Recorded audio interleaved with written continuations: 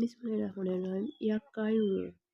প্রত্যহ সূর্য উদয়ের আগে এই পবিত্র নাম পাঠ করা হলে অতি নিদ্রা দূর হয় এবং এই নাম প্রত্যহ সকালে উচ্চস্বরে পাঠ করা হলে শ্রোতাদের প্রিয় পাত্র হওয়া যায় এবং এর বরকতে নেতৃত্ব লাভ ও আশা পূর্ণ হয়।